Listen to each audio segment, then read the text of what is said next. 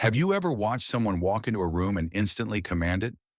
Not with force or volume, but with something invisible, something that makes everyone turn their heads without knowing why? What if I told you there's a hidden language of power that most people never learn to speak? A way of moving through the world that Friedrich Nietzsche uncovered over a century ago, one that explains why some people seem to effortlessly influence others while remaining completely unseen in their methods? Today we're going to explore the psychological blueprint that Nietzsche left behind, not just as philosophical theory, but as a practical formula for understanding how influence truly works, and why the most powerful people you've ever met are the ones whose power you never actually noticed. Imagine for a moment, Frankfurt, Germany, 1865. A young Friedrich Nietzsche sits in a dimly lit university library, already disillusioned with his theological studies. Unlike his peers who debated Christian doctrine, Nietzsche was secretly obsessed with a different question altogether. Why do some people fall under the spell of others so easily? What began as personal curiosity would eventually transform into one of history's most radical psychological frameworks, one that exposed how influence operates beneath our conscious awareness. But before we dive deeper, I want you to think about the last time you were completely captivated by someone. Maybe it was a charismatic friend, a persuasive colleague, or even a romantic partner. That feeling when you found yourself nodding along, agreeing, following their lead.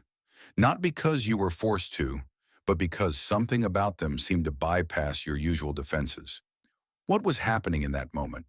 What invisible current were they tapping into that you couldn't quite name? Nietzsche believed he found the answer, and it begins with understanding what he called the psychology of the will. The Journey 1. The Psychological Mirror. Nietzsche's first revelation was both simple and devastating. Most people don't actually know what they want. They only think they do. Consider this story that Nietzsche himself observed while living in Basel. A local merchant had built a reputation as the most persuasive salesman in the city. Curious about his methods, Nietzsche spent days observing him from a distance. What he noticed was fascinating. The merchant never actually pushed products. Instead, he spent most of his time asking questions and listening intently. When Nietzsche finally approached him, the merchant shared something unexpected. "People don't buy what I'm selling," he said. "They buy who they believe they could become if they owned what I'm selling." This insight shook Nietzsche. The merchant wasn't selling objects. He was selling reflections, mirrors in which people could see idealized versions of themselves. This became Nietzsche's first principle of psychological control. Those who understand that humans are driven not by what they want, but by who they want to become, hold the key to invisible influence. Think about the advertisements you see today. The luxury car commercial isn't selling transportation. It's selling the feeling of being the type of person who drives that car. The fitness program isn't selling exercise. It's selling the identity of someone who has mastered their body. But this mirror effect goes far beyond commerce. It extends to every human interaction.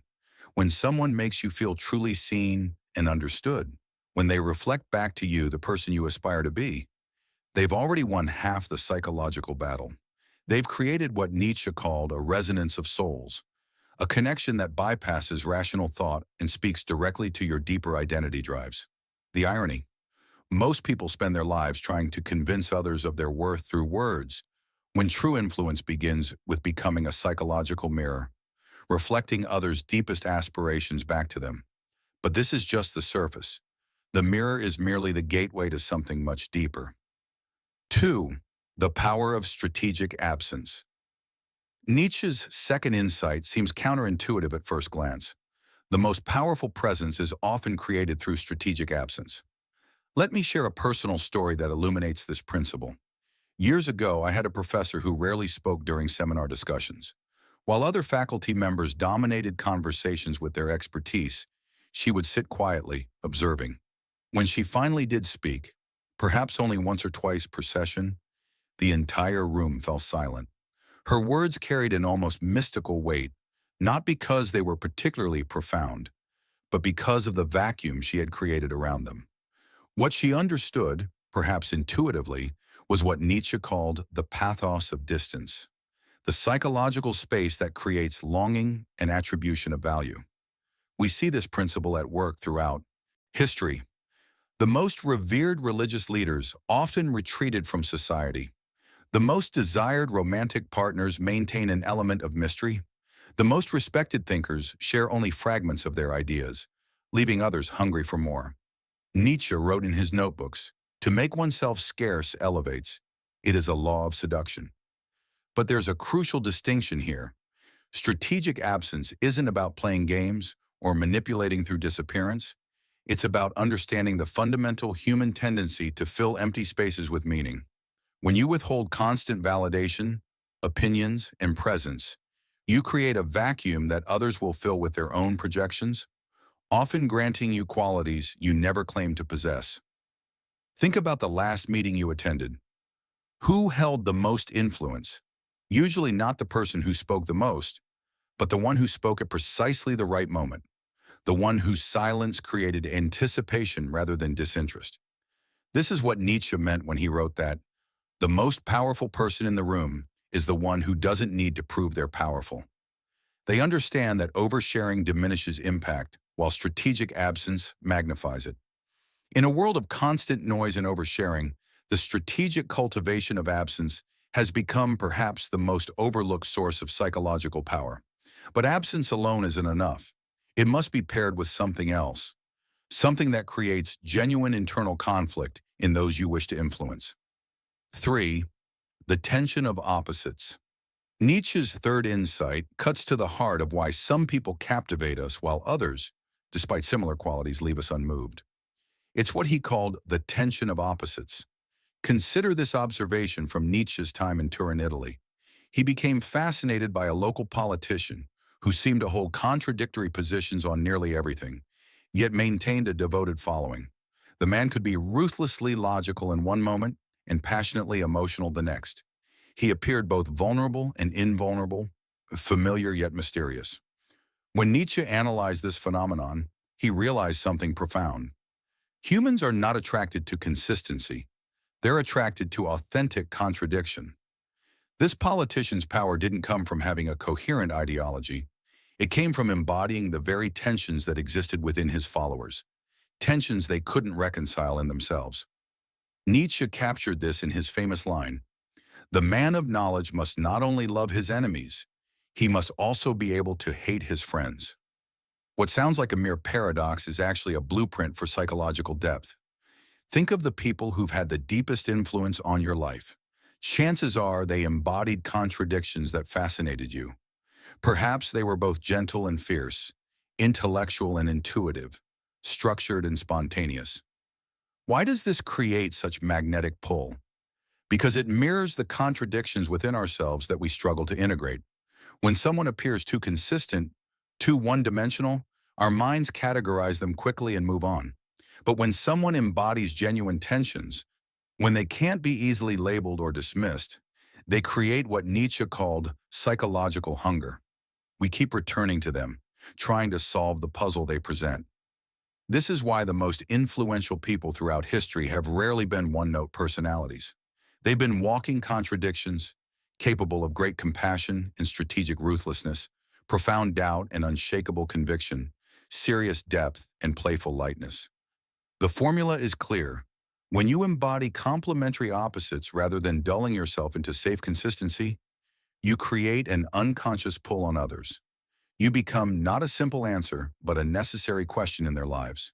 But these tensions must be authentic. They cannot be manufactured or performed. And this brings us to Nietzsche's next insight, perhaps his most challenging. 4. The courage of self-creation. For Nietzsche, the ultimate source of psychological influence wasn't found in techniques or strategies, but in something far more fundamental, the courage to create yourself. Let me share a historical example that Nietzsche himself would have appreciated. In 1882, a young composer named Claude Debussy was struggling to find his voice. The musical establishment demanded he follow classical structures, while modernists pushed him toward complete avant-garde rejection of tradition. Instead of choosing either path, Debussy did something remarkable. He withdrew from public life for nearly 2 years and embarked on what he called a conversation with silence. When he re-emerged, he had created not just new music, but an entirely new musical language, one that honored tradition while simultaneously shattering it. His compositions weren't just heard, they rewired how people experienced sound itself. His influence didn't come from trying to influence, it came from the courage to create something authentic when no existing path seemed right. This exemplifies what Nietzsche called the will to self-creation, the willingness to step outside inherited values and forge your own path. In his words, one must still have chaos in oneself to be able to give birth to a dancing star. Psychological control, in its deepest sense, doesn't come from manipulating others. It comes from having the courage to create yourself according to your own internal values, even when that means standing alone. Think about the people who've changed industries, art forms, or social movements. They didn't achieve influence by following existing rules of influence. They created new paradigms through the authenticity of their self-creation. When Nietzsche talked about the Übermensch, or Overman, he wasn't describing a superhuman figure. He was describing someone with the psychological courage to transcend social programming and create values appropriate to their own nature. This is the ultimate paradox of psychological control. True influence emerges not from seeking to control others, but from having the courage to release yourself from external control. When you show others this is possible, not through preaching, but through living example, you activate in them their own suppressed desire for authenticity. And this brings us to perhaps Nietzsche's most subtle insight about psychological power. 5. The power of non-reaction. Nietzsche's final insight may be his most immediately practical. He who reacts has already lost control of the interaction. Think about arguments you've had with someone close to you. The moment you react emotionally to their words or actions, you've surrendered psychological position. You've shown that they can destabilize your internal state, that they have power over your emotions. Nietzsche observed this dynamic repeatedly in political and academic circles. Those who maintained influence weren't necessarily the most logical or charismatic. They were the ones who had mastered what he called the art of non-reaction. Consider how this works in everyday life. When someone insults you and you respond with anger, you've validated their power to affect you. When someone praises you and you respond with gratitude, you've shown that your self-worth is tied to their approval. But when you receive either without visible reaction, when you maintain what Nietzsche called philosophical composure, you communicate something profound. I determine the meaning of this interaction, not you. This isn't about becoming emotionless. It's about developing what Nietzsche called self-mastery, the ability to choose your response rather than having it chosen for you by external triggers. Look at any person with lasting influence, from political leaders to cultural icons to respected family members. Their power often stems from this capacity to receive both attacks and praise with equal composure. They respond rather than react. They maintain what the Stoics, whom Nietzsche studied deeply, called the sovereignty of the mind. In practice, this means developing the ability to create a psychological pause between stimulus and response, a moment where you decide how and whether to engage. When someone attempts to provoke you and encounters not defense or counterattack, but calm curiosity, they experience what Nietzsche called the confusion of the will. Their expected script is disrupted, and in that disruption, the psychological dynamic shifts. This skill, the capacity for non-reaction, may be the most practical psychological tool Nietzsche identified. Yet it's also the most difficult to master because it requires overcoming our most basic survival programming. Here we arrive at the profound revelation that ties together everything we've explored. The insight that transforms Nietzsche's observations from interesting theory into a profound truth about human psychology. The ultimate form of psychological control is invisible precisely because it never seeks to control. This is the secret that Nietzsche uncovered through years of philosophical investigation and personal suffering. True influence doesn't announce itself. It doesn't push, demand, or manipulate. It creates environments where others feel they are choosing freely, even as they move in the direction you've invisibly shaped. Think about water. It doesn't fight obstacles, it flows around them. It doesn't announce its power, it demonstrates it through persistent, patient movement. Over time, it reshapes even the hardest stone, not through force but through consistency. Nietzsche's revelation was that psychological influence works the same way. The moment you visibly attempt to control others, you've already lost the essence of control. True psychological power creates the conditions for others to move themselves. This is what separates manipulation from mastery. Manipulation requires constant effort and eventually creates resistance.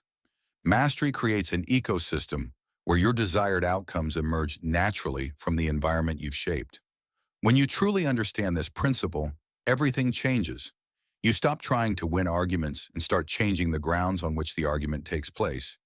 You stop trying to convince others of your value and start embodying values that naturally draw others to you. You stop pushing against resistance and start redirecting its energy. Nietzsche captured this in a simple but profound statement. The most powerful person in any room is the one who is least interested in being powerful. This isn't just philosophical poetry. It's psychological mathematics.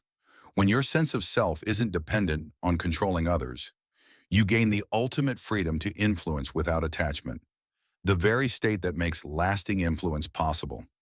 So what might we learn from Nietzsche's psychological insights? Not as formulas to apply mechanically, but as reflections to consider deeply.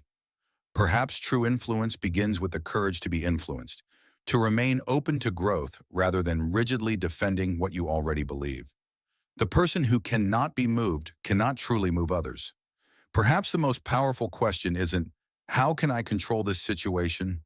But what am I bringing to this situation that no one else can? Unique contribution creates influence that control never could. Perhaps we might consider that our need to be seen as influential is precisely what diminishes our actual influence. The desperate desire for recognition repels the very recognition we seek. And perhaps most importantly, the highest form of psychological mastery isn't found in techniques of persuasion, but in creating yourself so authentically that others are naturally drawn to the possibility you represent. Not because you demanded their attention, but because you awakened something in them that was already waiting to be expressed. As we come to the end of our exploration of Nietzsche's psychological insights, I'm curious, what invisible forces might be shaping your behaviors right now? What unexamined patterns of influence might be directing your choices without your awareness? These aren't questions with easy answers. They require the kind of deep self-reflection that Nietzsche believed was the birthright of every human being. The capacity to question not just our thoughts, but the origins of our thoughts. In our next video, we'll explore what Nietzsche called the psychology of resentment, how the emotions we refuse to acknowledge don't disappear, but transform into something far more dangerous, and how facing our darkest feelings might be the key to our greatest liberation. Until then, remember the wisdom hidden in Nietzsche's most misunderstood quote, "That which does not kill us makes us stronger." He wasn't talking about external hardships, but about the internal courage to face uncomfortable truths, the very truths that might set us free from unconscious patterns of control, both those we impose and those imposed upon us. Thank you for joining me on this journey. Until next time, keep questioning, keep exploring, and remember, the most profound influence is the one that leaves no fingerprints.